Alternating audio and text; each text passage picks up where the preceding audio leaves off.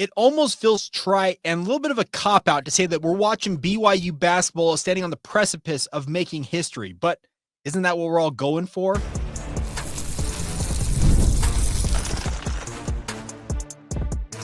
You are Locked On Cougars, your daily podcast on the BYU Cougars, part of the Locked On Podcast Network, your team every day.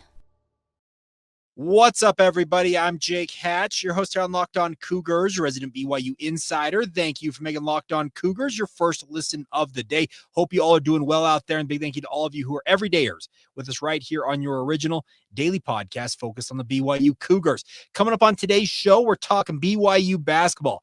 They are on the precipice of doing something really special. We'll talk about that and the legacy it could leave for BYU basketball. We'll also talk about the emergence of Jagger Demon here in the tournament, and we'll also talk about the guy leading it all, Kevin Young.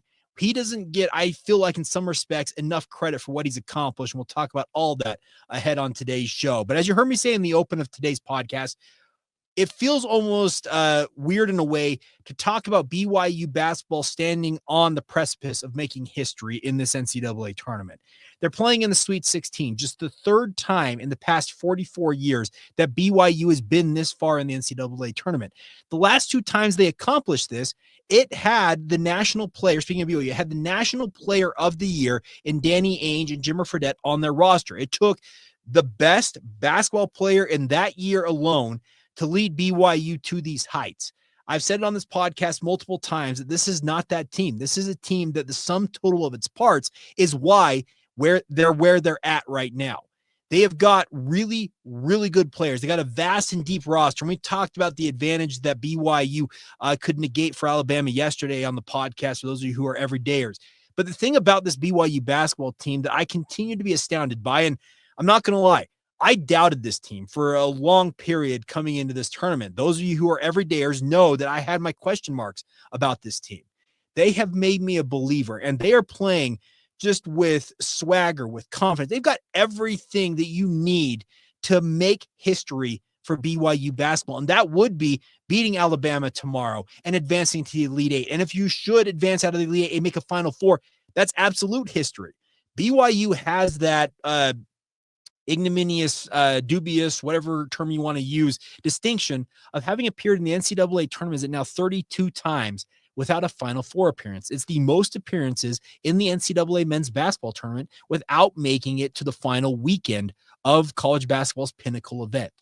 I would love to see BYU end that streak. I'd love to see them do it this year, but that feels like it's putting the cart before the horse for this BYU basketball team.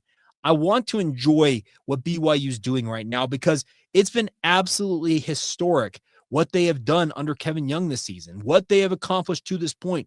It's awesome. And it shows that this is a team that is already doing very special things, very special things,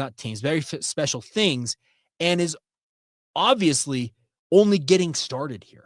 Think about the potential that BYU could accomplish with a guy like AJ DeBonsa playing for them next season. It's crazy to consider that this year's team, as good as it is, we could see BYU level up even further next year.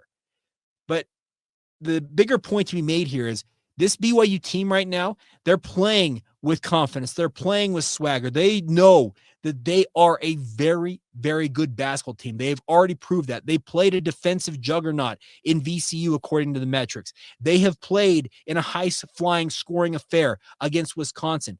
They have proven in a myriad of ways that they can win basketball games however other teams want to play it.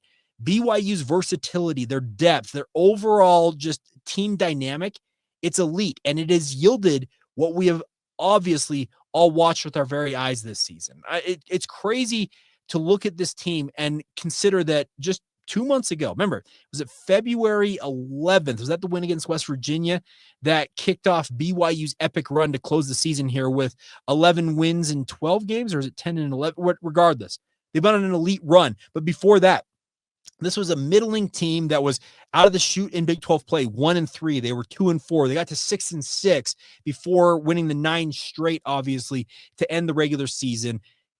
So 8 to win the end of the regular season, and obviously the win over Iowa State in the Big 12 tournament. This team is absolutely night and day different in just 2 months' time than they were. And that's a credit to the coaching staff. That's a credit to everybody in and around the program. But it's obviously the biggest credit goes to these players that bought into the system, trusted what Kevin Young and his coaches were talking about with this team, saying, guys, stay the course, do what we're asking you to do, and it will pay off. That can be hard to do when the results are lacking. Because remember, once again, they were 1-3 in Big 12 play. They got absolutely demolished by the Houston Cougars. And let's also be very real. The Houston Cougars have demolished essentially everybody they have played this year, with some few exceptions. But they were struggling, and it would have been very easy for some of the vets on this team, some of the young players like a Jagger Demon or Kenan Catching to say, yeah, whatever, coach, we're good here. To their credit, they stuck with the program. They stuck with the messaging coming from the coaching staff, and the results speak for themselves right now. And there is still so much for this team to play for. And that's the exciting part about this team right now is they have got everything in front of them. They have accomplished a ton this year. And should they lose tomorrow night, it's still a historic season. Because once again, you do something that 3 teams in nearly 50 years have done in BYU basketball history. That's a historic moment. Should you match the 81 team and advance to the Elite Eight, okay, then you're entering absolutely elite territory. And then once again, heaven forbid, you make it to the Final Four and make BYU history in general. You want to talk about an absolute rock star status that BYU basketball already operates in and has? You can see that take off to another 3 or 4 or 10 levels, it feels like, should they accomplish what is still out there for them. The nice part is this team, I think they're humble. I think they're hungry. I think they understand that the moment that they're facing right now is not something they should take for granted. They understand that they have a lot to play for. They have a lot to accomplish. And I frankly don't think this team feels satisfied just making it to the Sweet 16. Yeah, they were ecstatic to have won that game. There was that troll account that was saying that Wisconsin was going to obviously challenge the dunk that Trey Stewart had after the buzzer and say, that's a technical foul. We deserve foul shot. Okay, it's a troll account to be clear, but I think that dunk from Trey was just an exclamation point on this win. This team knows that it accomplished something special, but you could tell by their demeanor, by the way that they operated. Yeah, they're going to celebrate the win in the moment, and they're obviously happy with what they have done, but they also understand that there is still a lot that they can go out and do, and they can absolutely cement themselves in BYU athletics history with a few more games and a couple more wins on the horizon. That's the fun part about this BYU team. And I know that I'm kind of being Pollyanna-ish with this, but I love what this team has done. And I love that they've made me a believer. I'm sure that there are others of you out there who believe this whole time. I was slow to come around. You can call me a doubting Thomas if you want. I don't think I'm the only one who was slow on the uptake with this BYU team, considering the history they had of the tournament of late coming in. The number of you said it to my face via text message. This team is different. They absolutely are different. And I'm not counting them out of anything as they get ready for this matchup against Alabama tomorrow. Now, a guy who has been absolutely instrumental in leading BYU to the heights we just talked about has been Jagger Demon. He's been absolutely phenomenal. He has made me eat my words more times than I care to admit, and we need to give him a bit more credit, I think, than even I or others are giving him, and we'll talk about that next right here on Locked On Cougars. Today's show is brought to you by our friends over at Supply House. Get the supplies you need from the site made for skilled trades. That's Supply House. Whether you're in plumbing, HVAC, or electrical work, Supply House is the reliable way to order your products online. Their easy-to-use website is packed with helpful resources on the latest product info to help you get the job done right, plus with a complete inventory of over 200,000 parts from 400-plus top brands. You'll find exactly what you need delivered fast from coast to coast. Need help with an order? Supply House offers expert support and industry-leading service. You'll always talk to a real person. I think all of us want that. And for trade pros looking for an extra edge, their free Trademaster program offers exclusive perks like a dedicated phone line, free shipping, and discounts on every single order. Thousands of skilled professionals are already taking advantage. Now it is your turn. Join the Trademaster program today at supplyhouse.com/TM and start ordering plumbing, HVAC, and electrical supplies with just a few clicks. Plus, use the promo code SH5 for 5% off your first order. That's supplyhouse.com to get started today. Once again, that's supplyhouse.com. Thank you once again for making Locked On Cougars your first listen of the day. Hope you all are doing well out there in Cougar Nation. What a time to be alive as a Cougar fan, isn't it? Now, the fun part about this is we are seeing guys emerge for BYU that are absolutely critical to what they've accomplished so far. And fingers crossed that they're critical to BYU's success going forward here in the Sweet 16. One of them is a guy that, yes, I have been fairly roasted for a take I had going into the tournament. He has made a believer out of me, and that is Jagger Demon. He has been absolutely masterful. I think it was Dan Jimenez from Chatbooks who tweeted at me during the game on Saturday and used the term "tournament Jaeger has arrived," and he used a little TM like where it's trademarked with it. Trademark it all you want because Jagger Demon has arrived on a national scene. Now, some of you are lamenting this in some small part, saying, "Wow, with the way he's playing right now, it's probably going to be impossible to keep him at BYU." That's beside the point right now. Enjoy the ride while it lasts because Jagger Demon has arrived in a major, major way. And if BYU wants to accomplish what they hope to accomplish, he will continue to need to do that because he has been a guy, let's be honest, most of the season who's had a big game and then has gone quiet for a little bit. And that was the concern. Is there a consistency factor that is lacking from Jagger Demon? To his credit, under the brightest lights of the entire season, NCAA tournament, there's no bigger lights, no bigger stage in all of college basketball than what Jagger Demon is facing right now. And he is acing it and he is absolutely killing it right now. Jeff Hansen put this out a Saturday night, and he's right about this. Jagger Demon has had one hell of an NCAA tournament, 26 points, 12 rebounds, 10 assists, 5 turnovers, and he's 5 of 13, most importantly, from beyond the arc, beyond the three-point arc. That is 13 points, 6 rebounds, 5 assists, 2.5 turnovers. That is masterful numbers. He was 11, 8, and 8 against Wisconsin. His game against VCU was awesome. He took it to another level against Wisconsin. He was really good against VCU, and he took it to another level against Wisconsin. Where can he take it to now? That's the big question mark. But even if the run ends in the near future, you cannot take away what Jagger Demon has meant to BYU here in the NCAA tournament. I said I got roundly roasted for a take I had, and I apologized for it. I owned it after that VCU game. But the nice part is Jagger is making believers out of multiple of us. He has arrived on a big scene, and the most important part of this is he has got people thinking, okay, this is the Jagger Demon we all expected to show up for BYU. And if it continues, awesome, because that means BYU's chances of making the run we all hope they can make will continue here, and it's phenomenal to watch. He looks much more in control. He's not the so-called head case I have felt like he's been at points during this season. Coaches will tell you, and we hear it on the NCAA broadcasts of the March Madness, that by the time the tournament comes around, a lot of freshmen become what they call sophomores because they've played 30 plus games. They have been through the wars that they like to call it when it comes to college basketball. They understand the game. They understand what their coaches are asking of them. They've essentially seen every defense that can be thrown at them at that point in the season.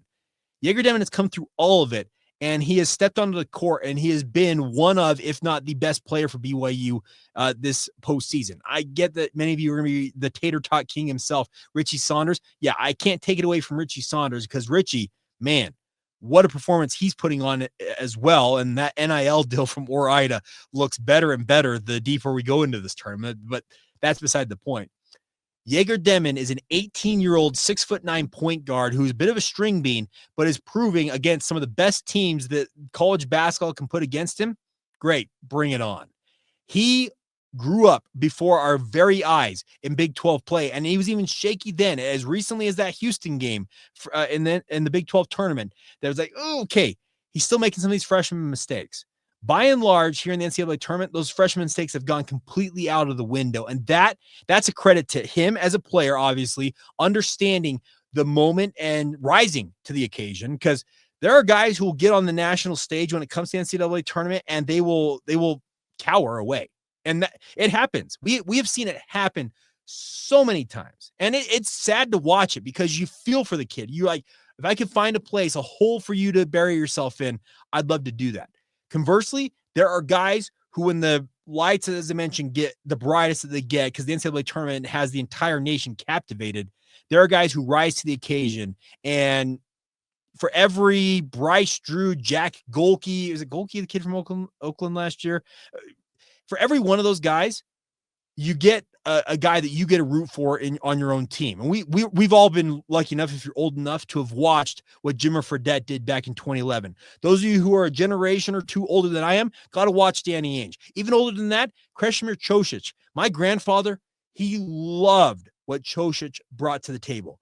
We have been privileged as BYU fans for multiple generations to have guys who have emerged and done it on big stages. And right now, even though Jagger's time at BYU might be relatively short compared to those guys, he is making an impression that will last at BYU with what he is doing right now in the NCAA tournament.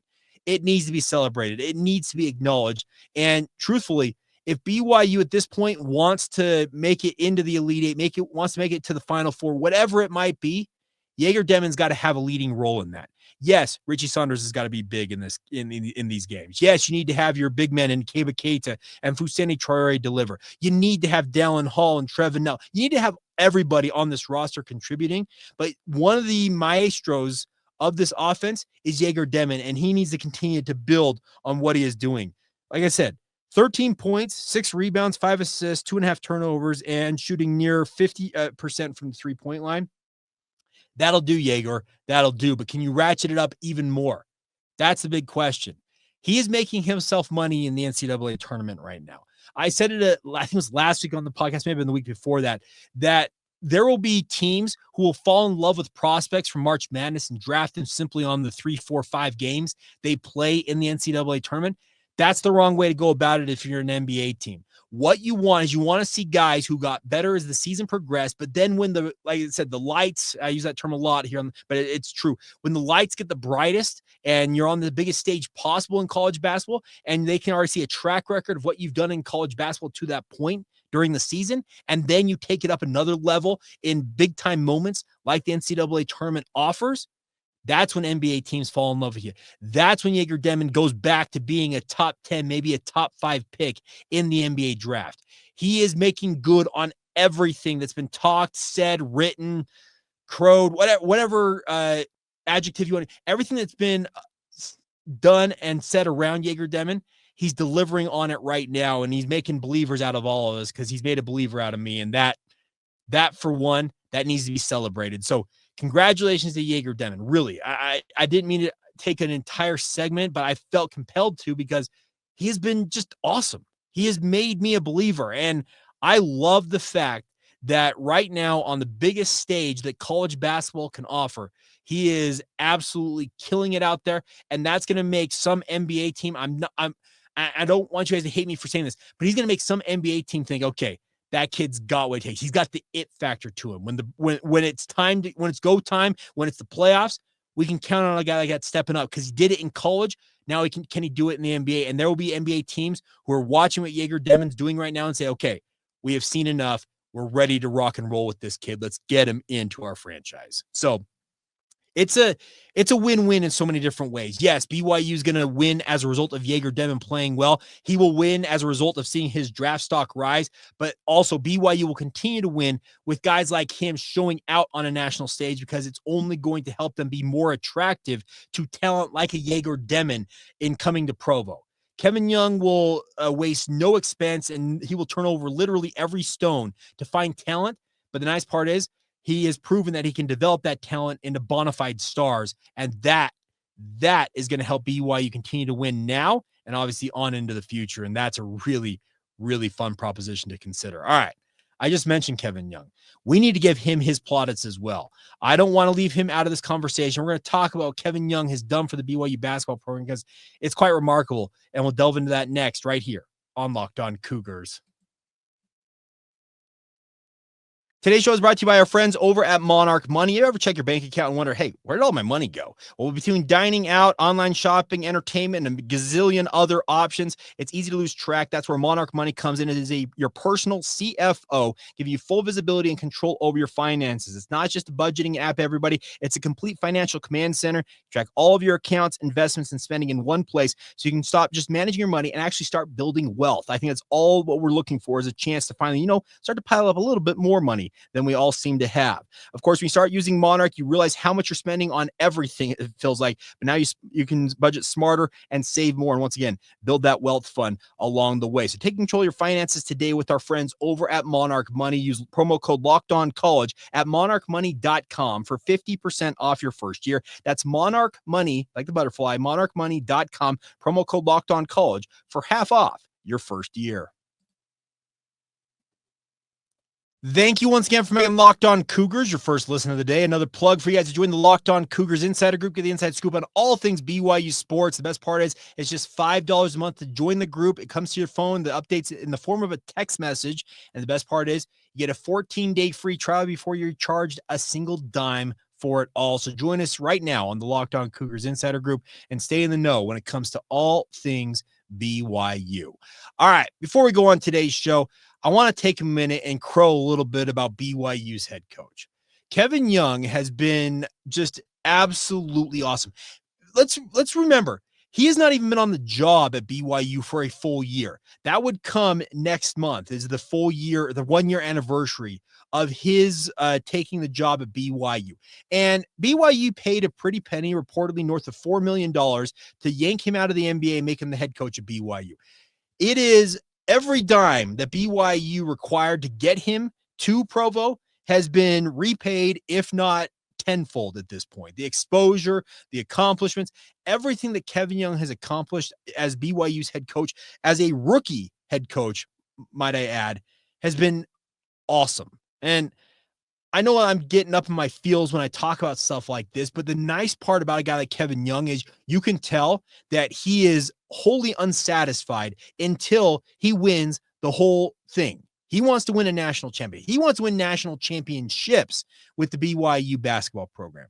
Now, the question I will posit there is, if he were to pull off a national championship, would he remain at BYU long enough to win national championships? Because I also understand that with his track record of success as a high-level developer of talent in the NBA, what he's proven at BYU already, you got to think there's going to be NBA teams who will be like, hey, Kevin, you interested in coming back to the pro game and we'll pay you $8, $9, $10 million? That's not out of the realm of possibility in the NBA, folks. We're talking about NBA coaches who are making tens of millions of dollars annually. And that's BYU. They may have infinite funds for player acquisition.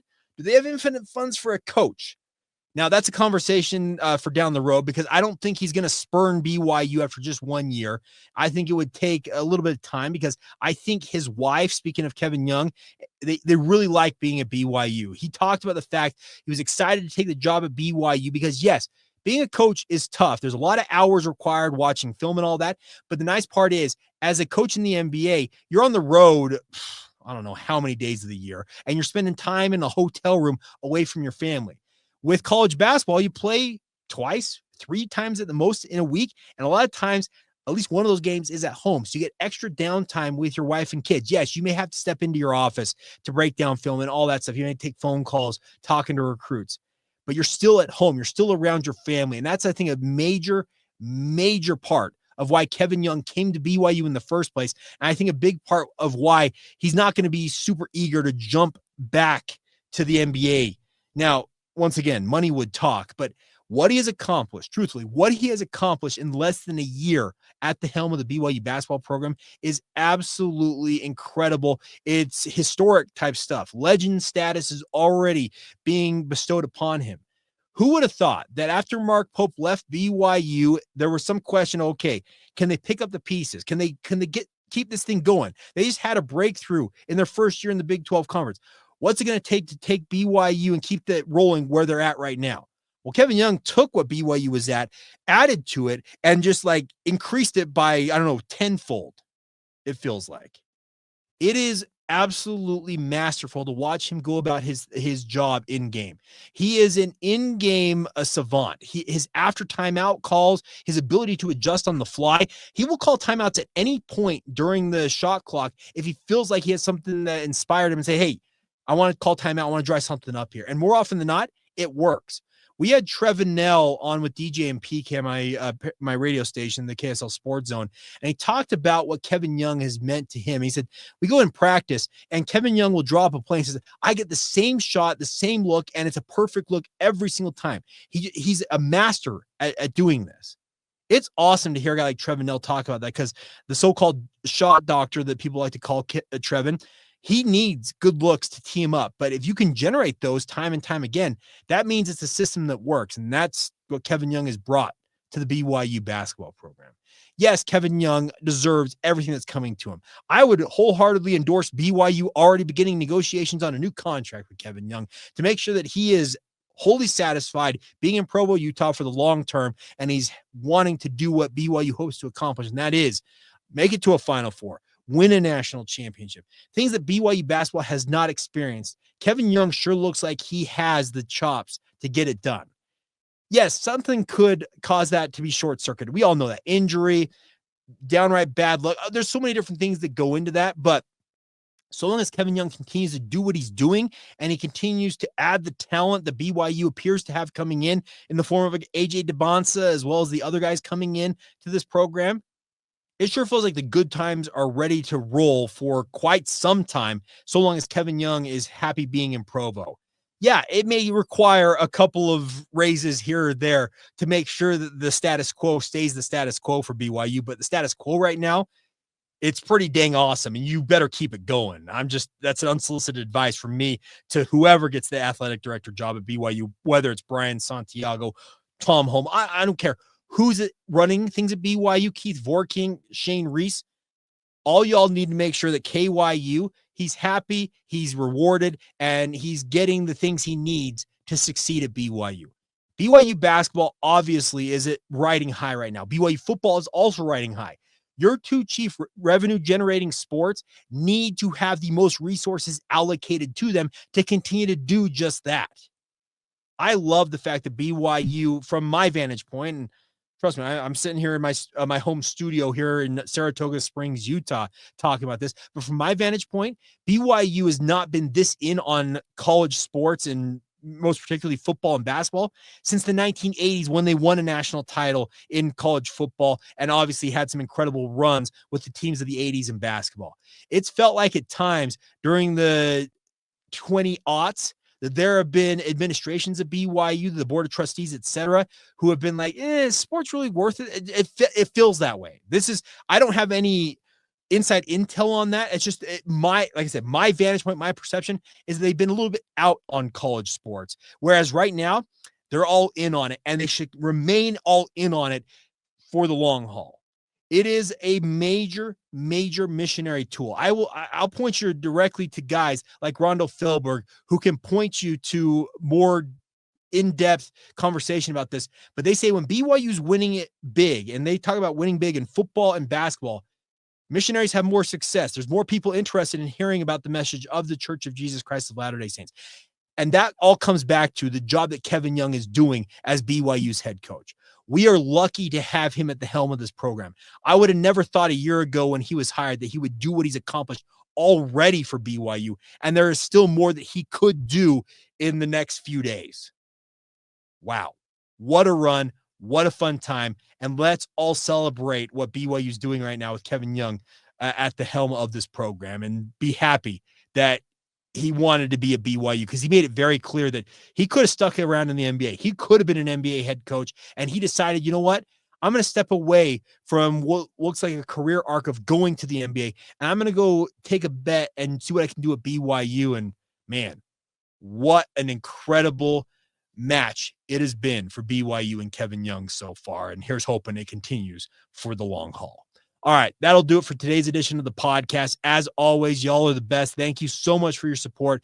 Cannot thank you guys enough for continuing to rate, review, share this with your family and friends. We're riding high right now, obviously, with what BYU's accomplished, but continue to be a part of the community and continue to spread the word about this podcast.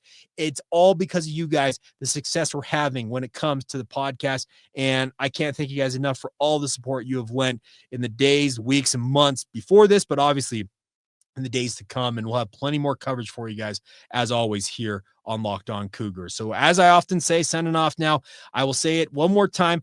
Thank you for making Locked On Cougars your first listen today, and thank you to all of you who are everydayers right here on the Locked On Podcast Network.